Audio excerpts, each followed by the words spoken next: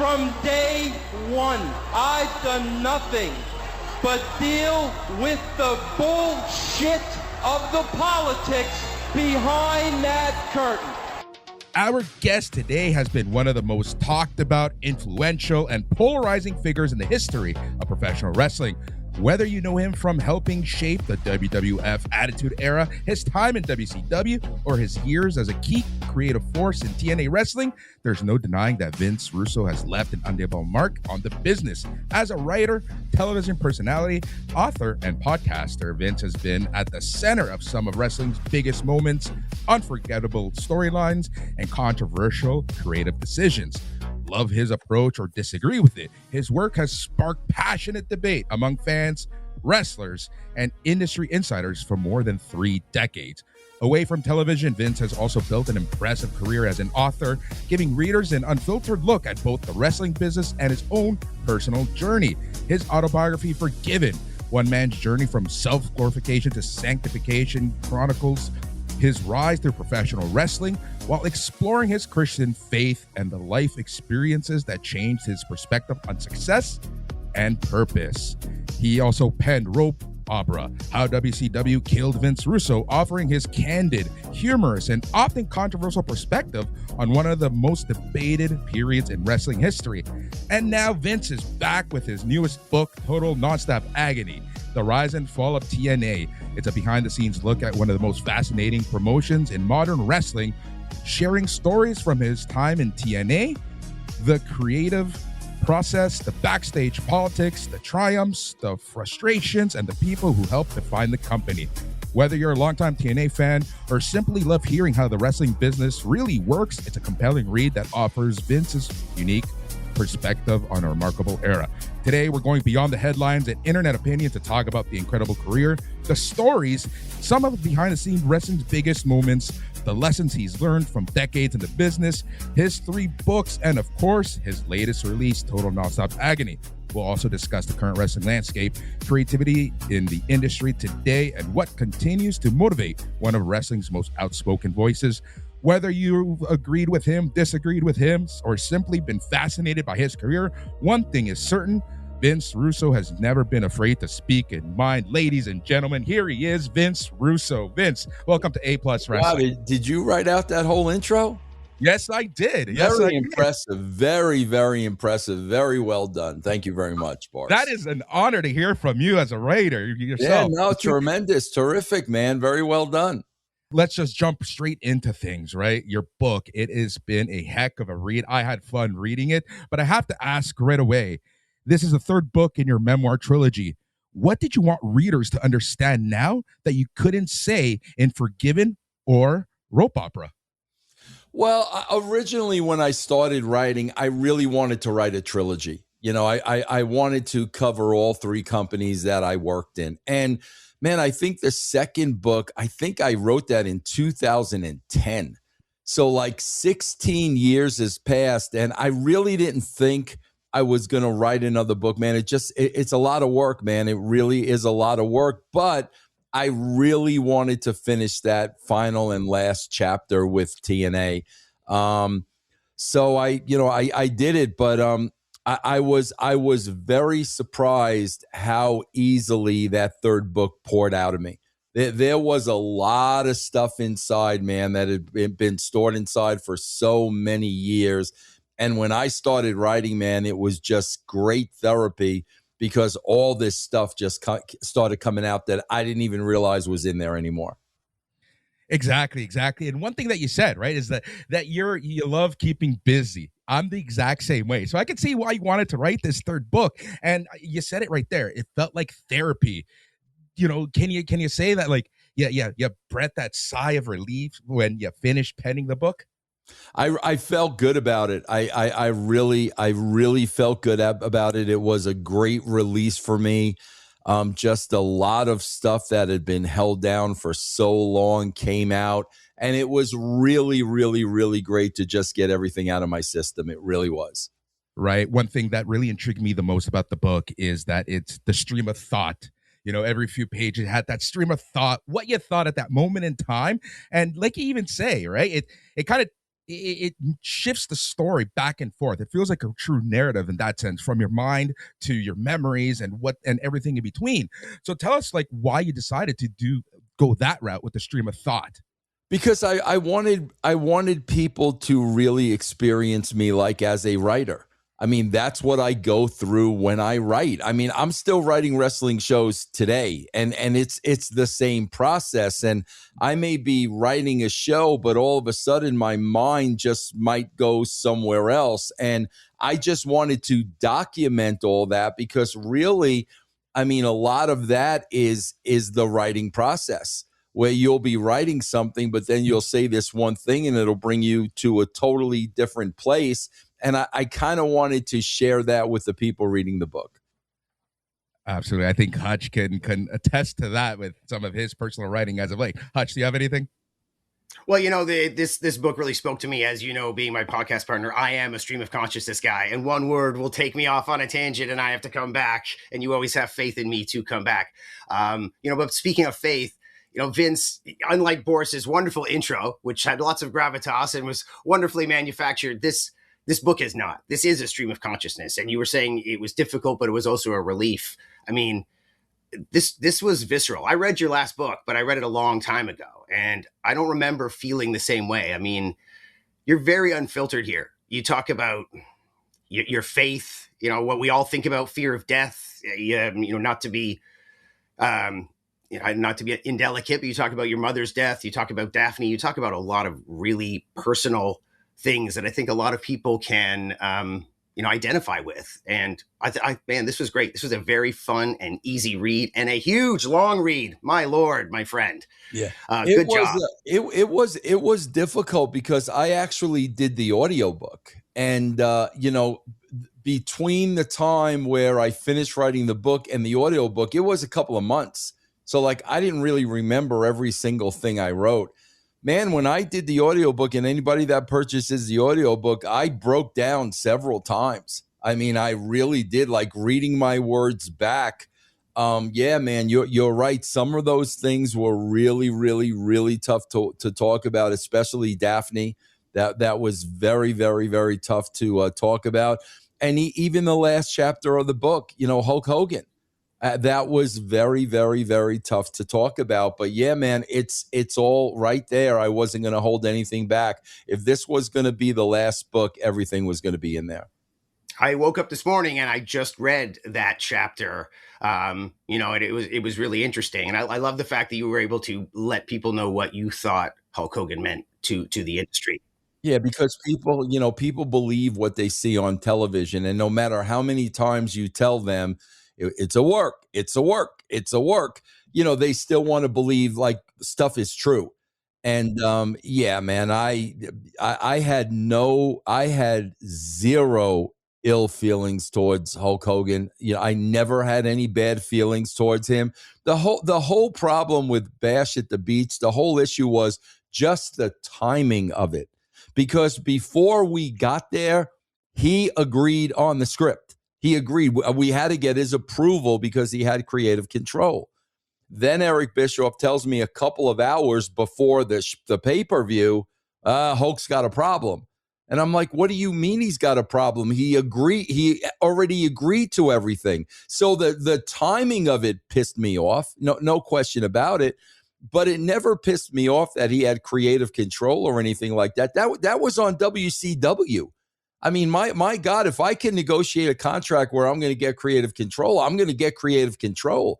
So I never held that against him.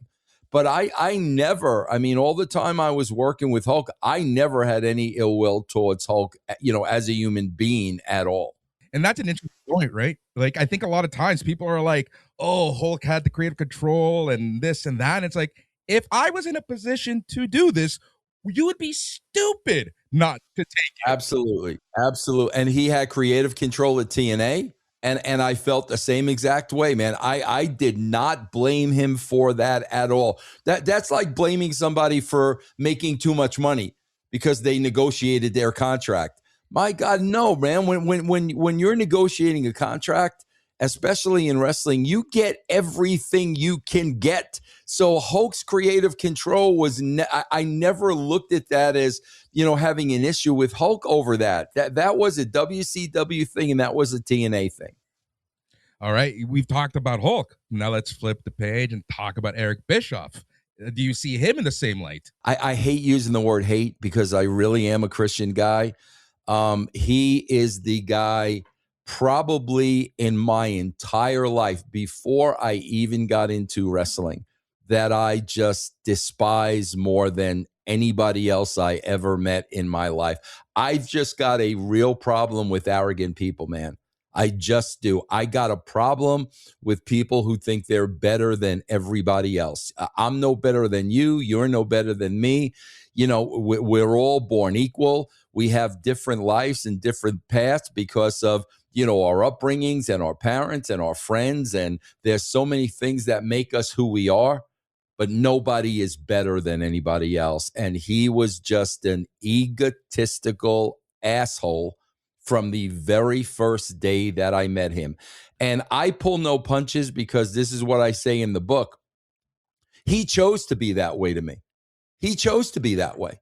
The very first moment I met him, he made up in his mind, I am going to be an absolute asshole to this guy.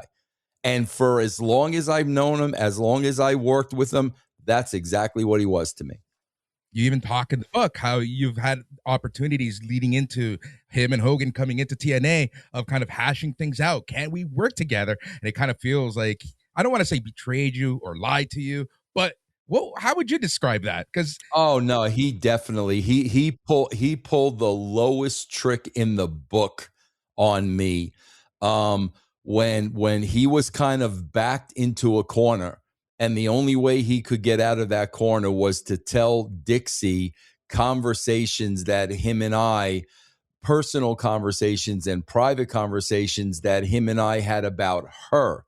And when I talk about her, I'm not talking about her personally. I'm talking about the way she ran the business. And when he was backed into a corner and he shared personal conversations him and I had, conversations where I was trying to smarten him up about the way Dixie runs the business. When he pulled that, he was dead to me, man. From that moment on, the guy was dead to me. That was the lowest of lows that I'd ever seen in my life. You do talk about that in the book. It's a big blow up. In fact, I recall that this led to you eventually leaving the company. Oh, absolutely. Prior to that happening, I wanted to get the hell out. Before that even happened. But when that happened, I couldn't work another day with the dude. Well, I mean, if you read your book, you'll also find that this was one of the biggest turning points in your life. I mean, walk me through the day where you found your two $50 bills falling out of a gum pack. This led to that, correct? Yeah, man. Guys, I'm a regular human being just like you, and I could not stand working with him anymore. The way Dixie had set up the structure with me, Bruce Pritchard, it was ridiculous. It was such a horrible, horrible structure that wasn't working, was never going to work. I wanted to get the hell out of there, but just like any other guy, bro, I had nothing else lined up. Nothing. And what kept going through my mind was these were conversations with God. Like, I know I'm not supposed to be here. How am I supposed to support my family? I know I'm not supposed to be here. And then, when you read in the book, when money appeared out of nowhere, which was God's way of saying to me, you will be taken care of. I know what you need. You'll be taken care of. Do what you have to do. That was the point when I pulled the trigger and I just told Dixie Carter I was done with the company. I think that had to be like September 2012, I believe. Bro, they were going to fire your son too. They had it out for you. Yeah, that shame on them, man. Just shame on them. Well, hey, you get a lot off of your chest in this book. So if you guys want to hear more salacious details about all these people that Vince doesn't like to use the word hate for, but feels that way. But, as far as, Bischoff, Cornette, Pritchard, Heyman, you have any Is there anything that these guys that you can say positive about working with them? I pulled this away from working with this guy. No, they're the epitome of the wrestling business. Those guys you just mentioned are the epitome of everything that's wrong with the wrestling business. And it doesn't have to be that way, man. And there are so many good people on the outside looking into professional wrestling that could help 1000% help the WWE. Road Dogg's your perfect example.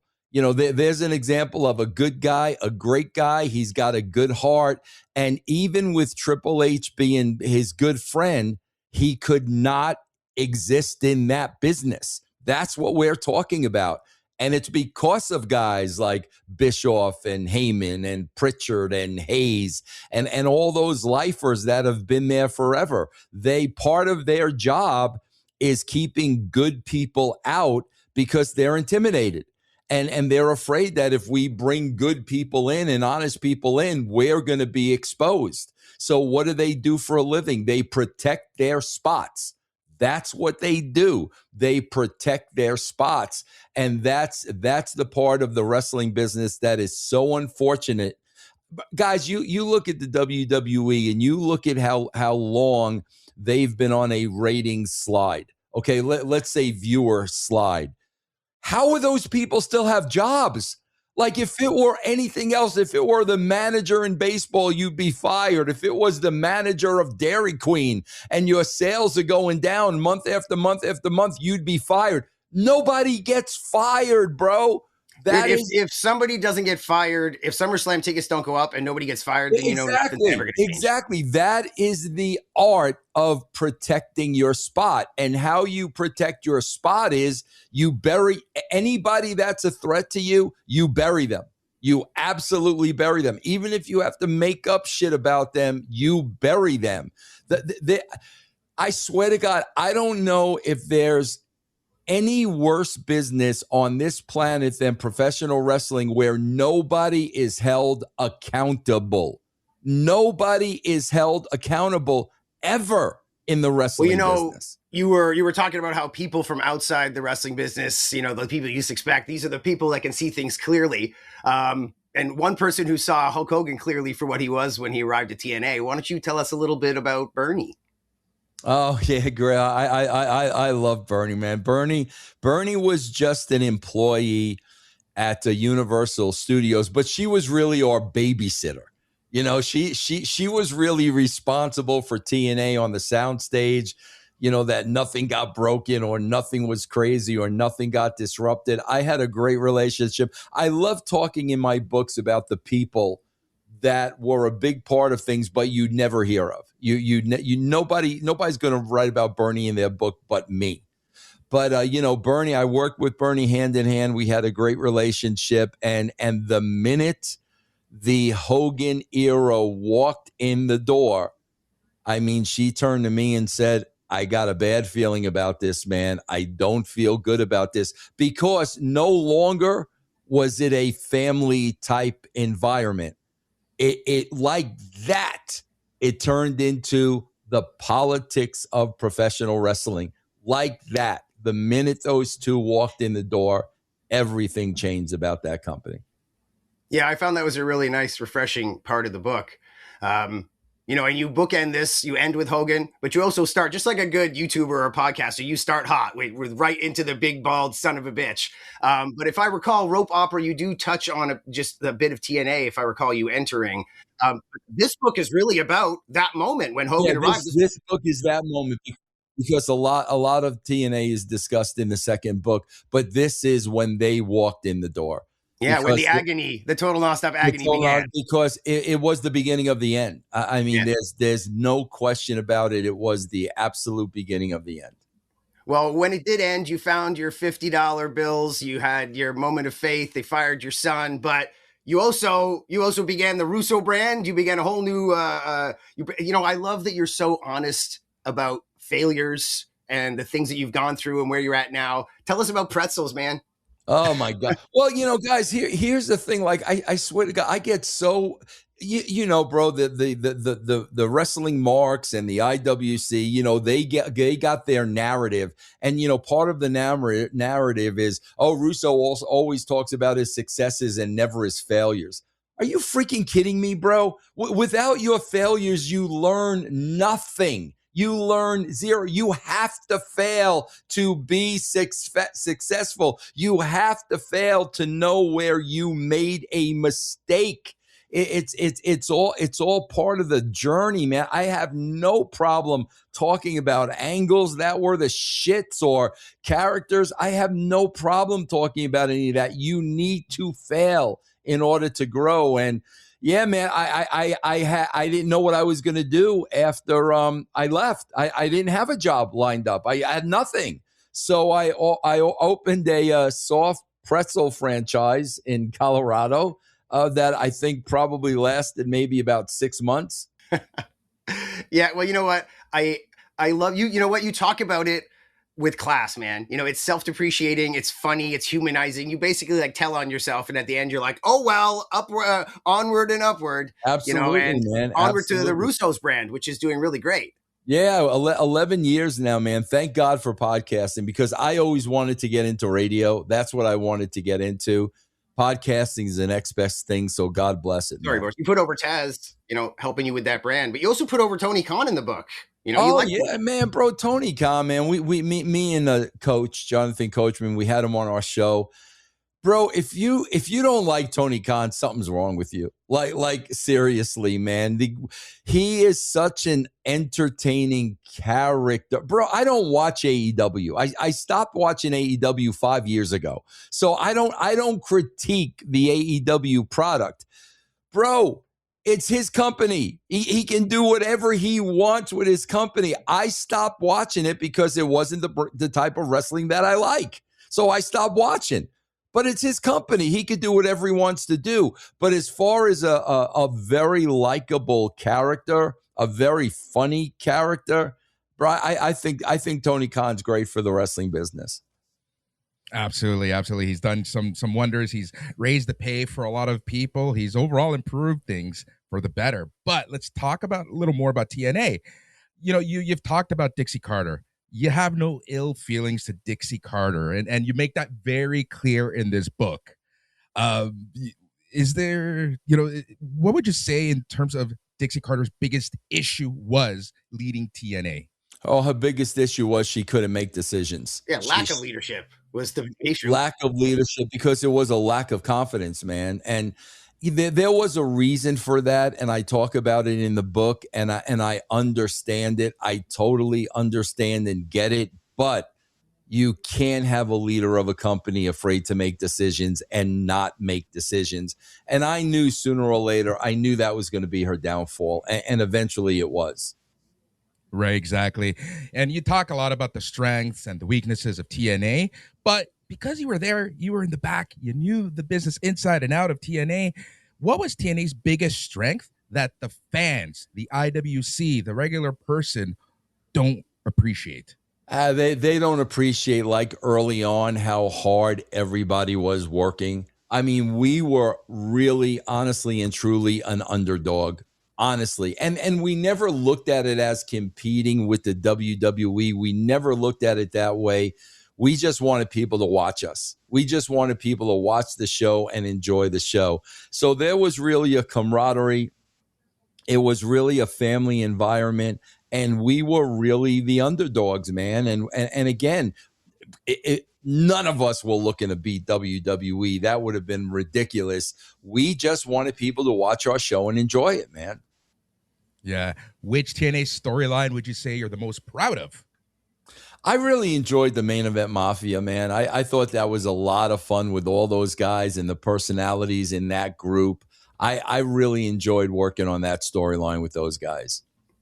You know, there's some stuff you talk about that didn't happen that could have been some of the best storylines. I mean, reading about the idea of putting the title on the Pope, and at that time, you know, and he really did know how to handle himself, and with the right support and people helping him, you know, get through, I think he could have been something special. And I think that was a missed opportunity there. There's a few other things that got kiboshed and pulled out from underneath you that could have been some really good stuff, man. Well, he was special with or without the title, man. He didn't need that title to be special, but he definitely deserved that title. And if it were up to me, there would have been no question he would have been the TNA World Champion. Yeah, I never really thought about it until reading your book, that how hot of a run TNA really was on until they came in and, changed the ring. And I know a lot of workers don't like particularly working in the 6-sided rings, but it really was an identity. The X Division, Samoa Joe, I mean, they were really rocking and rolling, and they really kiboshed everything there, didn't they?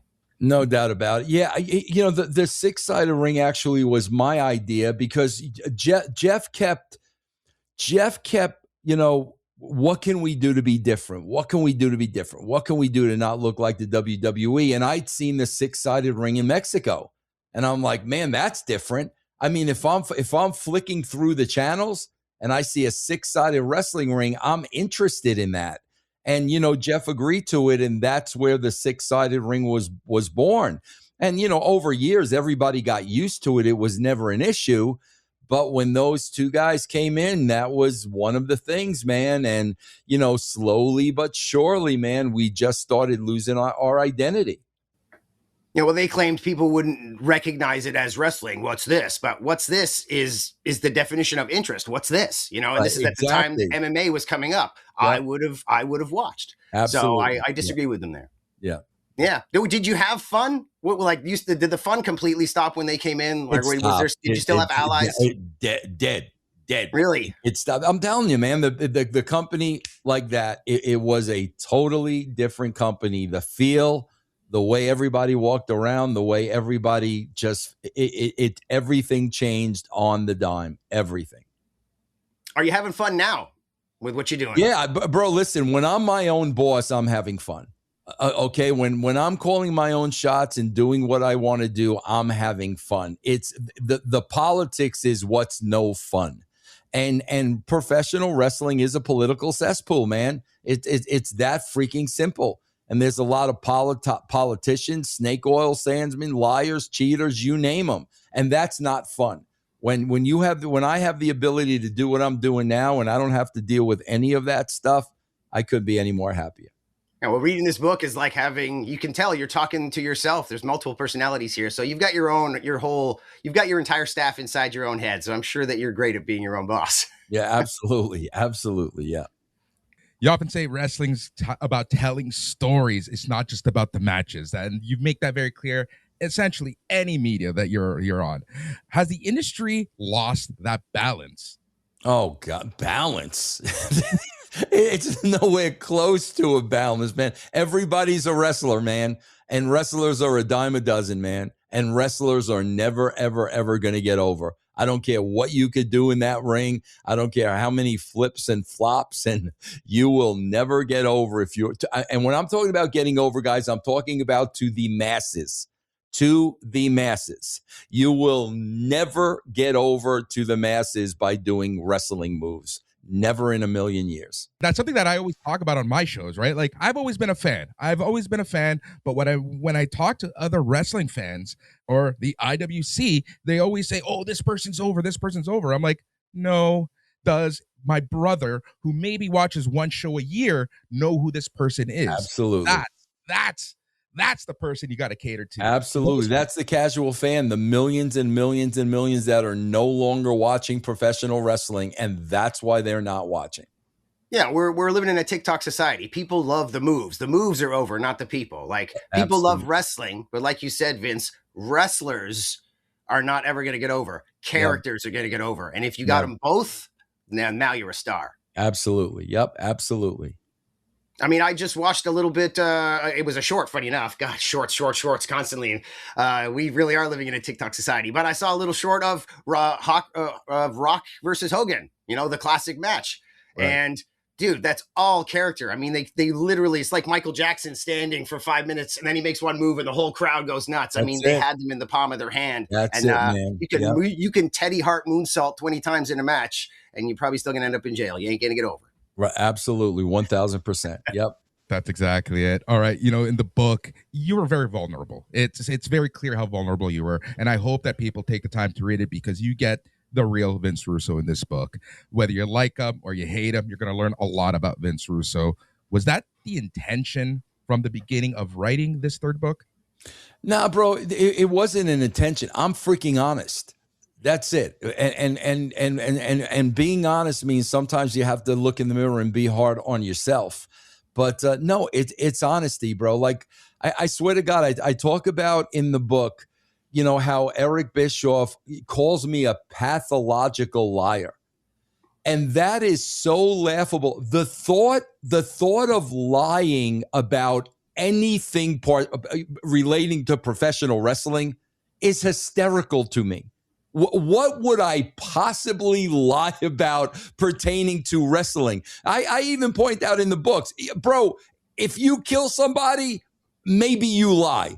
If you cheat on your wife, maybe you lie. Like there are reasons where you feel you may have to lie, but over wrestling bullshit, it's a joke, bro. There's nothing throughout my entire wrestling career that ever happened to me that I didn't tell the truth about. And that's basically what the book's about. I mean, it's that simple. It's truthful. That's exactly it. You hear a lot about yourself, I'm sure, whether it be stuff people send you or just stuff that you come across. Is there a myth that you kind of want to put to rest about yourself? No, bro, you can't, because they want to believe what they want to believe. So it doesn't matter. You know these, people have a narrative and they're going to want to believe certain things. People still believe that I'm responsible for Mae Young giving birth to a hand when I was working for WCW. I was responsible for Katie Vick when I was working for WCW. That's the stuff they still want to believe. So none of that is ever going to change. Oh, that's classic stuff. That's what people talk about. I mean, I hate to go back to the beginning of the book, but starting off hot with Big Bald Son of a Bitch, I can't remember whether or not because it was the first thing I read of your book. Do you feel that overshadows your career in some fashion? Do you see it as a positive or negative now that you're at this point in your life? That's, man, guys, like that's the thing. And I'm just being as honest as I can, bro. The most important thing to me is not the results. It's the work ethic. That's the most important thing. That's what I hope my kids got from me, bro. There's nobody in the history of the wrestling business in my spot. Nobody worked harder than I did. And I don't think anybody ever will. And work ethic is very, very important to me. So I don't look at results. I really don't. I don't look at results. I don't look at legacy. All I know is that every company I worked for, I did the best I absolutely could. They signed my paychecks, and I gave them all everything I possibly could give them. That's really all that matters to me at the end of the day. Did you ever feel that passion, like sometimes you come in and out of your obsession and you find a thread that you love and a storyline you think is going to work, and your obsession with it to make it perfect and to pitch it to people is almost what turns people off sometimes? They say, oh, stop being so gauche with your wrestling stuff. But I mean, that's what it's all about. But do you ever get that sometimes from people you have to work with, where they're like, no, another idea? The thing that really started turning me away from the wrestling business was when you have to spend so much time trying to convince people what you need to do. I got so freaking tired of that at WCW. I got so tired of it at TNA, where I know what we have to do. I have proven results. I have a track record, but you're wasting so many hours trying to convince other people who don't have an effing clue. And really that's where I was at TNA, man. And that's where I was like, I'm done with this, man. This is nothing more than a total waste of my time. Yeah, not totally. Now, I think after so many years away from wrestling and being, active per se, Juggalo Championship Wrestling, late in 2025, this came about. Talk to us about this. Yeah, this was crazy, man. This was my good friend Sean Oliver trying to bring Vince Russo and Violent J together. And keep in mind, I had worked with Violent J at WCW, WWE, so I knew him over the years. Bro, I really didn't know about Juggalo Championship Wrestling. I really didn't know anything about it. But I knew Violent J. And bro, this is a sweetheart of a dude. I mean, you read about my book, all you hear is politics, politics, politics, politics. There is not a political bone in this dude's body. I mean, he is as down to earth as they come. And that's why that was the thing with me. I was never, ever, ever going to get involved in a situation again that was going to be political. Never, ever, ever. But I knew it was not going to be like that with Jay. I knew I was never, ever going to have to worry about that with Jay. So we just really started off as a trial basis. I actually went to the first show because it was in my backyard in Denver. So I was 20 minutes away. I'm like, I might as well go and check it out. Well, we're going on 10 months now, man. October is going to be a year that I've been with JCW. And man, I've learned so much from Violent J, and this guy's a genius. He's a great, great, great human being, and there isn't anybody else I'd rather be working with right now than him. That's the God honest truth. Did it reignite any fire within you for the pro wrestling business? Not really, man. I'll be honest with bro. The pro wrestling business, to me, it became a job the day I went to WCW. It really became a job. WWE, the Attitude Era, that was fun. It was fun. I really enjoyed it and loved what I was doing. By the time I walked into WCW, now it was a job. And to me, to this day, it really is still a job. No, I can totally believe what you're saying about Jay. I mean, seeing how genuine and misunderstood you are here in your book, and speaking of Sean Oliver, my favorite interview of his of all time is in one of his interviews with the ICP, and they are so genuine, so honest. He'll mention, hey, this guy said this about you, and he'll be like, you can see he's hurt. He's like, he said that about? Why would he say that, man? I thought we were what the hell? Like, he's so genuine. He can't even. And man, those guys are so great. And he did do a small tour around here, and these are guys that don't need to do wrestling. Like, they make all their money elsewhere. They do this because they love it. And it's a fun product. Violent J loves it. Absolutely loves it. So his absolute love and passion makes up for the both of us, man. Violent J at Demand Lucha. Let's make it happen. Have you ever seen our product, Demand Lucha? Did you ever watch anything at all? Bro, I swear to God, the only thing I watch are the YouTube clips of Raw and SmackDown so I could talk about them. That's really it. I don't watch anything, man. Well, I was not watching JCW Lunacy until I found out we had this interview about 6 weeks ago, and I've been watching. And you know what? It's fun. It's in my rotation now. And that's what it's supposed to be, bro. It's supposed to be fun. Like, it really is. I swear to God, I felt Triple H's frustration when he did this interview a couple of weeks ago, and he's talking about like literally their fan base now, which is the IWC. That's the fan base. And he was like, we're supposed to be having fun. Like, what happened to the fun? I could see how frustrated he was, but I have no sympathy because the WWE made a conscious decision to cater to these people. Once you're catering to the internet wrestling community, bro, that's what you're going to get. That's exactly what you're going to get.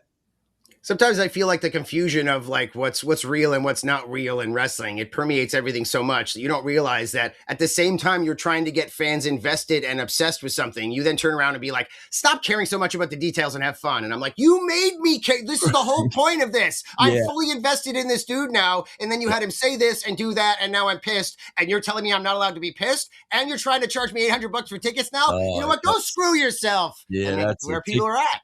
Ticket prices is a whole other story, bro. Nobody's going to SummerSlam. I wouldn't go, even if just on principle. My wife will be like, how much? And I'm like, but I always go, not this year, you ain't. I'm like, okay. Exactly.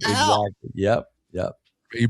Between that and dynamic pricing, everything is just absolutely crazy. Yeah, it's absolutely crazy. All right, looking back at your career, this book is very reflective. Let's reflect a little bit. For me, Survivor Series 1998 is my magnus opus of what you produce in the wrestling business. What would you consider, that moment where it just, yes, and you stood back and said, bro, yes. here was the beauty of that. Here was the beauty of that, because I was, when I was with the WWE, I always used to be able to stand in the crowd because nobody knew who I was, and I was in the crowd for that.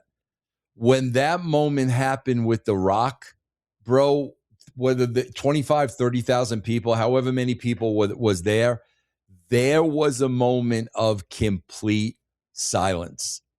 Like, it had to sink in because nobody saw it coming. And then after the moment of silence, you got that reaction. And bro, that's what's really sad about today. You're never going to get that storytelling again with all the content that they have to provide and all the masters they have to serve and all the PLEs and all the Saturday night's main event. You're never going to get that kind of intricate writing like that ever again in wrestling, man. You're not going to get it. Yeah, I feel like the Hangman Pages of the world are the guys who are taking the world we live in now, where you can't keep a secret and people want fast, and you can't slowly build. They slowly build using what's left over. And they're like, remember that time we said that and we did that? And then they build. It's almost like a comic book writer that retcons stuff. Like, they look at everything that's happened and they're like, how can we build a story out of everything that's happened? But they make you invest that way. Right. And you got to have time to do that. And they do. WWE has no time. It's show after show after show after show. They have no time to even think about stuff like that. But that's a problem they created for themselves. They never said no to anybody offering them money while they knew they were bastardizing the product. They knew they were watering down the product, but they took the money, and that's why they're in the spot they're in now. Well, hey, if Lunacy continues for another 4 or 5 years, you're gonna have a whole nother book, buddy. Yeah. Trust me, man. I've already thought about it. I could write a Lunacy book on the last 10 months alone. Like, I really could, but who knows, man? We'll see what happens. Well, I mean, I've worked a lot with Vampiro, so, man, we won't talk about that. There's a lot of weirdos in this industry. But as someone who's worked with, like, the Jerry Flynns and the Tank Abbotts and the freaking the weirdos, like, who was the most interesting dude that came through the door at WCW where you were like, I can't believe this guy's on TV, and, like, you loved that you got to meet him and know him? Well, bro, definitely Vampiro. I mean, dude, Ian's crazy. No doubt about it. He's right up there. But, man, just like Warrior. Like, I really, really appreciated Warrior. He was on like a different wavelength, bro, and people they were not on the same wavelength as him. For some reason, I was. And, he was such a great, great character, man. I really enjoyed working with him. He was a very, very, very different cat, man. You heard it here. Vince Russo lives by the doctrine of destrucity. Yes, exactly. Good man. Yes, exactly. Yeah. Awesome. Again, so yeah, so much in your 30-year career. Is there anything that you feel like you still want to do, or do you feel like everything's been wrapped up? Yeah, retire, man. I want to freaking retire, bro. Like tomorrow, I want to retire. That's all I want to do. That's all I long for. That's all I'm striving for. But for some reason, it's not happening. It's not happening. Love you or hate you, they still listen to you. It's funny, bro, because I was really starting to get I want to retire. I want to retire. I want to retire. So about 2 years ago, my wife and I actually bought an Airbnb in upstate New York, right? This is it. This is it. Bro, I can't even go. I don't even have time to go there. Like, and it sucks because I love going there. It's like my piece of heaven on earth. But so much has been going on. That's why I love people that say, "Oh yeah, Vince Russo, you're trying to stay relevant." No, I'm not, bro. Like, trust me, man. If everybody could forget who I was and I could go to my Airbnb in upstate New York, I'd be thrilled to death. But it's just like, man, with JCW and the book and just everything that's constantly happening. I mean, the brand's 11 years in. I got a show with Jonathan Coachman now that's going to be 3 days a week, and it's really taken off. man, at some point, man, I got to hang up the pen at some point, bro. I was just going to say, like, well, if you're going to retire, hey, you fans out there, book his Airbnb in upstate New York while you've got a chance. Right, exactly. You already put it over. Yes, exactly. But there you go. Hey, you know what? You're going to end up, it's going to be like Funny Farm. Like, you're going to go up there to write your 4th book, and you're going to end up writing about squirrels and, like, just being a crazy person. So, like, exactly. And that's fine with me. That sounds good. That sounds great, as a matter of fact. Absolutely, yeah. All right, as things are winding down, is there anything that you want to say to the fans of A+ Wrestling, of Slam Wrestling, and the IWC in general? Is there a message that you want to leave them as Vince Russo starts thinking about retiring and writing about squirrels? Yeah, here's my advice to the IWC. Guys, I hate to break the news to you. Wrestling is not real. Okay, somewhere along the line, these people have convinced themselves that wrestling is real.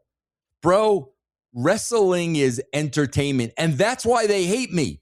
That's why they hate me, because they believe it's real. They believe the 20-minute match is real. No, bro, it's entertainment. It's always been entertainment.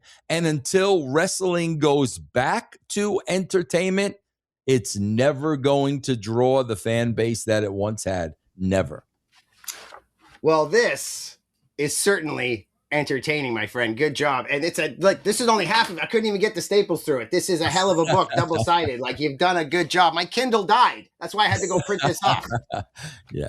Also, let me say this too, guys. If you go to russosbrand.com, I will personally autograph the book for you, and I will send it out directly to you. So if you want an autographed copy of the book, Total Nonstop Agony, it's right there. Just russosbrand.book, order it. russosbrand.com, order it, and it'll come directly to me. Also, guys, please check out JCW Lunacy. Every Thursday night at 7 o'clock Eastern, there's a brand new episode on YouTube. Please check that out. And where can they hear your show with Coach? It's on YouTube. Just go to the Coach and Bro Show. It's on YouTube. It's every Monday and Wednesday. Starting in September, it's going to be Monday, Wednesday, and Friday. Yeah, you're not retiring anytime soon. I know, man. It sucks, doesn't it? I love it. Vince, thank you so much. It's been an honor to chat with you here on A+ Wrestling and on Slam Wrestling. I hope you can come back, and maybe we can actually, we can plan out your retirement. We can plan out your Airbnb. I'd love that. I'd love to come back here for a big retirement party, man. Please don't tease me like that, man. Excellent. Thank you so much. Thank you, guys. Thanks. So there you have it, Vince Russo himself. Thank you so much to ECW Press, Vince Russo, and everyone that helped get this interview going. Thank you so much. And that is it for A+ Wrestling here. A+Wrestling.com is where you can find all of the information for A+ Wrestling. Go to your podcasting app, search for A+ Wrestling, hit that subscribe, leave a review. You can search for our combined videos over at youtube.com and search for @Hutch Henry's on behalf of the entire A+ crew. Thank you so much for listening, but most importantly, stay tranquilo.